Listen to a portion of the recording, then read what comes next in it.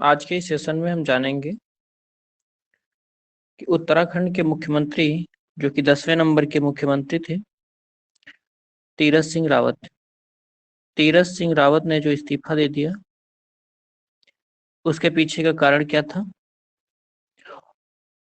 और जो नए बने हुए हैं 11वें मुख्यमंत्री जो बने हुए हैं, पुष्कर सिंह धामी। पुष्कर सिंह धामी, ठीक है। बातें समझते हैं। बात कहाँ की करेंगे? उत्तराखंड की, ठीक है।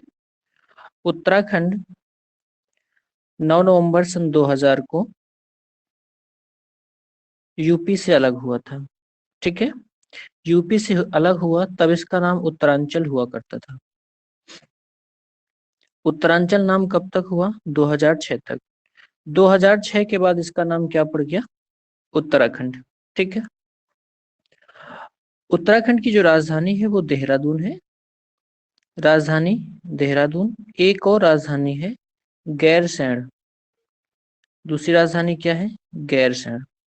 ये कौन सी राजधानी है? ग्रीष्मकालीन, मतलब गर्मियों में राजधानी गैरसैंण होती है और ठंडी में देहरादून, ठीक है।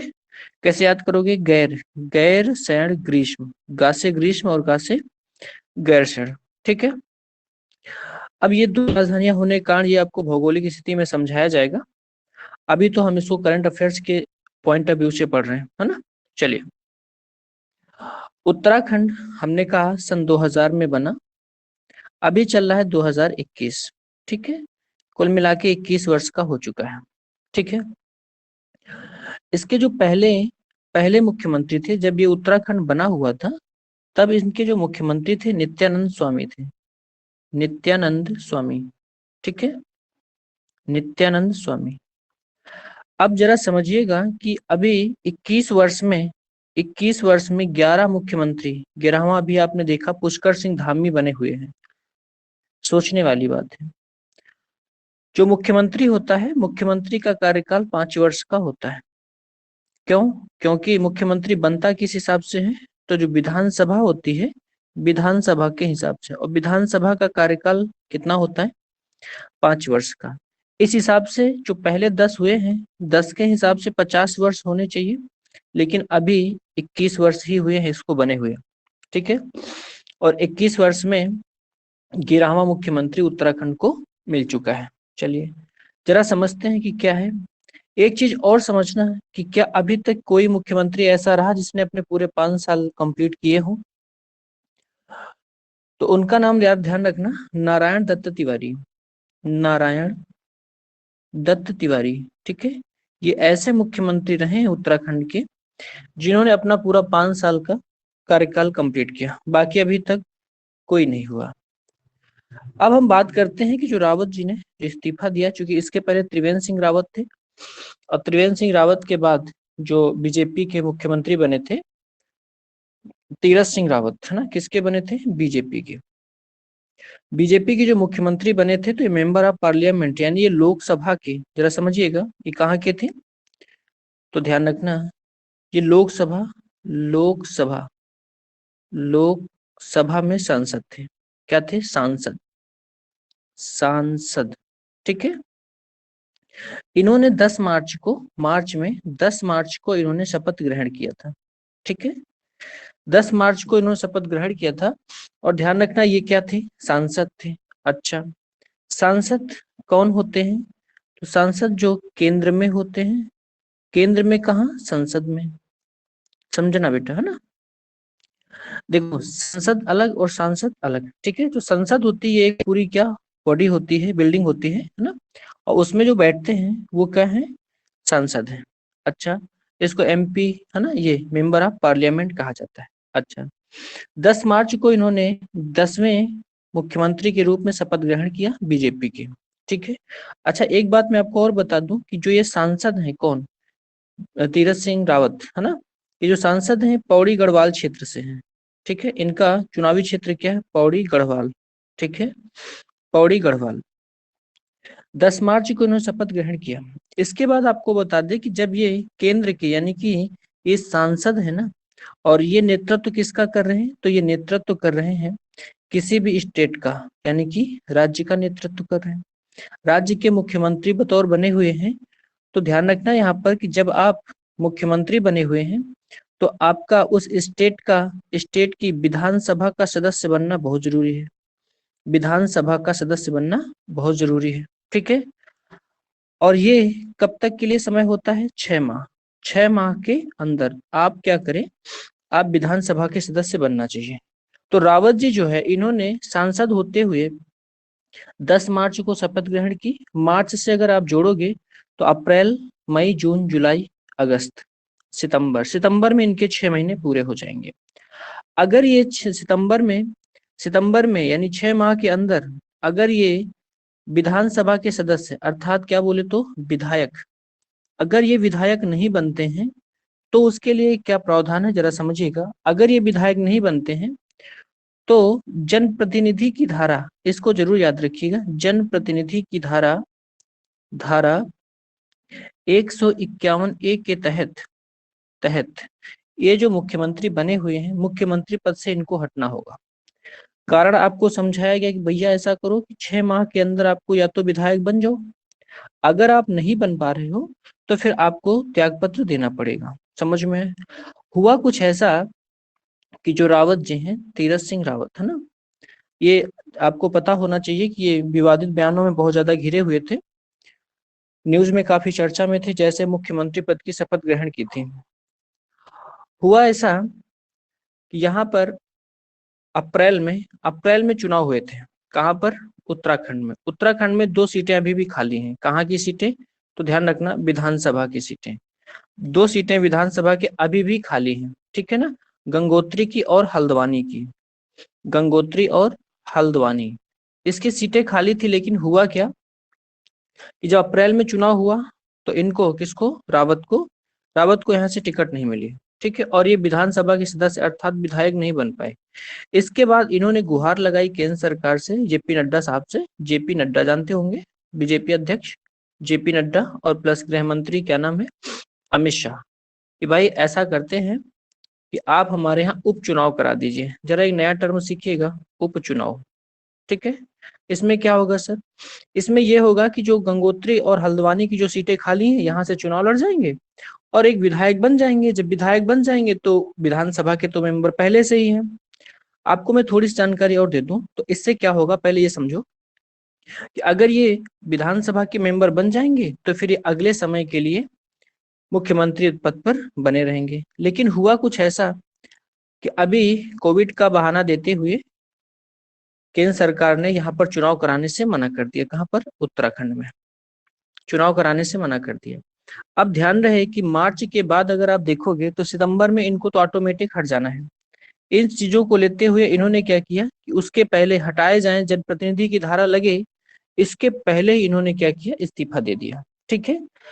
अब इस्तीफा जो दिया हुआ है, इस्तीफा जो दिया इन्होंने, इस्तीफा किसको दिया? तो ध्यान रखना, बेबी रानी मौर्य को। बेबी रानी मौर्य ये कौन है सर? ये राज्यपाल है। कौन है? ये राज्यपाल है। इन्होंने इस्तीफा दिया, किसने? रावत ने इस्तीफा दिया बेबी रानी मौर्य को। अर्थात यहाँ से क्वेश्चन आपका बनता है कि मुख्यमंत्री इस्तीफा किसको देता है? तो राज्यपाल को देता है। और एक चीज और समझना जरा, जो पुष्कर सिंह धामी धामी जो बने हुए हैं, इन्होंने जो शपथ लिया वो किसके सामने लिया? बेबी रानी मौर्य के सामने। इसका मतलब ये हुआ कि मुख्यमंत्री जो शपथ ग्रहण करता है वो किसके सामने? तो उसको शपथ कौन दिलाता है? तो उस राज्य का राज्यपाल दिलाता है, ठीक है। धामी जो है ये खटीमा विधानसभा सीट से है। खटीमा विधानसभा सीट से है, ठीक है ना, और ये विधायक हैं। ये इनके लिए अच्छी बात है, समझ रहे हो। कुछ बातें आपको मैं इधर समझा देता हूँ। जैसे आपको मैं थोड़ा सा बताऊं कि केंद्र और क्या बताया, राज्य। तो केंद्र में संसद होता है, संसद, ठीक है, और राज्य में ध्यान रखना विधानमंडल होता है। विधान मंडल, राज्यों में क्या होता है? विधानमंडल होता है, और केंद्र में क्या होता है? संसद होता है। संसद संसद में कौन? सांसद बैठते हैं, सांसद। और यहाँ पर कौन बताइए? तो विधायक, ठीक है, ध्यान रखना थोड़ा सा। इसके बाद यहाँ देखना, तो इसमें संसद में क्या होता है? इसमें लोकसभा और राज्यसभा होती है, ठीक है। यहाँ पर विधानसभा होती ही होती है, विधान परिषद हो सकती है। कहने का मतलब ये है कि जो विधान परिषद है ये जरूरी नहीं है कि प्रत्येक राज्य में हो, क्योंकि आपको पता है कि पूरे भारत के 6 राज्यों में विधान परिषद है। विधान परिषद तो डिपेंड करता है कि वहां की विधानसभा इनको रखना चाहती है कि नहीं रखना चाहती। ये अलग टॉपिक है, पॉलिटी का सेक्शन है, इसको पॉलिटी में कभी कवर किया जाएगा। तो आपको बता दें कि उत्तराखंड में विधान परिषद तो है नहीं, तो तीरथ सिंह रावत को विधानसभा का मेंबर बनना था, नहीं बन पाए। समझ में है? इधर केंद्र में संसद, इधर विधान मंडल, ठीक है। इधर सांसद, इधर विधायक, यहाँ लोकसभा राज्यसभा, यहाँ पर विधानसभा और विधान परिषद। क्या इतना समझ में है? लोकसभा जिसको लोअर सेशन, लोअर हाउस बोलते हैं, यानी कि निम्न सदन बोलते हैं। जो राज्यसभा है इसे क्या बोलते हैं? अपर हाउस, यानी कि उच्च सदन, ठीक है। इसी प्रकार विधानसभा को लोअर हाउस और इसको अपर हाउस, ठीक है। चलिए, जो 6 राज्यों में है ये आप चाहो तो कमेंट में बता दीजिएगा कि कौन कौन से ऐसे 6 राज्य हैं जहां पर भारत में विधान परिषद है, ठीक है। तो आपको ये पूरा समझ में आ गया कि इन्होंने इस्तीफा क्यों दिया, और जो खटीमा विधानसभा से बने हुए हैं, खटीमा विधानसभा से कौन बने हैं? जो पुष्कर सिंह धामी बने हैं, धामी, ठीक है। अब ये कब तक बने रहेंगे तो ये तो खैर अभी नहीं कहा जा सकता है, क्योंकि इन्होंने शपथ बहुत अच्छे दिन ग्रहण किया है, अभी रविवार को छुट्टी वाले दिन किया है ना, इनको जल्दी छुट्टी ना मिले। तो आगे जरा समझिएगा, 2022 में यहाँ पर चुनाव है, कहाँ पर? यूके में। यूके बोले सो यूनाइटेड किंगडम मत बोलना, उत्तराखंड, यहाँ पर चुनाव होने वाले हैं। तो अब हो सकता है कि अभी तब तक ये बने रहेंगे। ये विधायक हैं, इसलिए इनको विधानसभा का दोबारा मेंबर नहीं बनना है। अब ये जब तक चाहे तब तक ये नेतृत्व कर सकते हैं, कब तक? लेकिन जब ये चुनाव होंगे तो चुनाव में दोबारा फिर से अपना चाहें तो ये चुनाव लड़ सकते हैं, ठीक है। तो ये पूरा मुद्दा आपको समझ में आ गया कि क्या था ये उत्तराखंड का सिस्टम। अब हम आपको 2-4 चीजें और उत्तराखंड से समझा देते हैं। जैसे उत्तराखंड में ही ध्यान रखना कि यहाँ पर जो बालिका दिवस होता है 24 जनवरी को, 24 जनवरी को जो बालिका दिवस होता है, ठीक है, बालिका दिवस जो 24 जनवरी को होता है, इसमें जो सृष्टि गोस्वामी है, जनवरी है ना, सृष्टि गोस्वामी, इनका नाम ध्यान रखना। सृष्टि गोस्वामी को इनको एक दिन का मुख्यमंत्री बनाया गया था, ठीक है ना। एक दिन का मुख्यमंत्री इनको बनाया गया था, किसको? सृष्टि गोस्वामी को, ठीक है। और ये किसके रहते हुआ था? तो त्रिवेंद्र सिंह रावत के रहते, त्रिवेंद्र सिंह रावत, क्योंकि आपको पता होना चाहिए मार्च में ये जो रावत है, तीरथ सिंह रावत, ये इन्होंने मुख्यमंत्री पद की शपथ ली थी, तो उसके पहले कौन था? त्रिवेंद्र सिंह रावत। षष्ठी गोस्वामी को एक दिन का, ये 24 जनवरी को मैंने कहा बालिका दिवस होता है। आपके क्वेश्चंस हैं, आप जरूर इनको तैयार करिएगा, ठीक है। अगला मैं यहाँ पर बताऊं तो टिहरी बांध उत्तराखंड में ही है, टिहरी बांध, ठीक है। किस पर है? भागीरथी नदी पर, भागीरथी नदी पर, ठीक है। भागीरथी और भीलांगना, है ना, भीलांगना, चलिए, भीलांगना, टिहरी बांध बना हुआ है। चलिए, एक बात और समझिएगा कि यहीं पर जो चिपको आंदोलन, इसको ध्यान रखना, सुंदरलाल बहुगुणा का नाम आता है। चिपको आंदोलन ये वृक्षों की कटाई से संबंधित था, सुंदरलाल बहुगुणा, ठीक है। इन्होंने ही इसको लीड किया था, किसको? चिपको आंदोलन को। तो चिपको आंदोलन का संबंध किस राज्य से है? तो ध्यान रखना, उत्तराखंड से है, ठीक है। एक क्वेश्चन और आपको मैं यहाँ से क्लियर कर दूं, तो इसी में यहीं पर क्या है? चार धाम परियोजना, चार धाम परियोजना, ठीक है। चार धाम परियोजना में कौन कौन है बेटा? चार धाम परियोजना में, जिसमें आप जानते हो कि गंगोत्री, यमुनोत्री,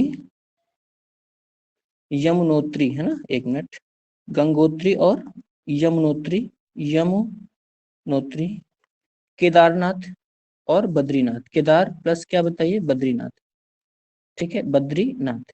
इन 4 पवित्र स्थानों को जोड़ा जाएगा, इसको बोलते हैं चार धाम परियोजना, ठीक है।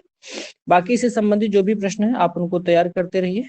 इसमें कोई डाउट हो तो आप जरूर बताइएगा, ठीक है। ओके, थैंक यू बेटा।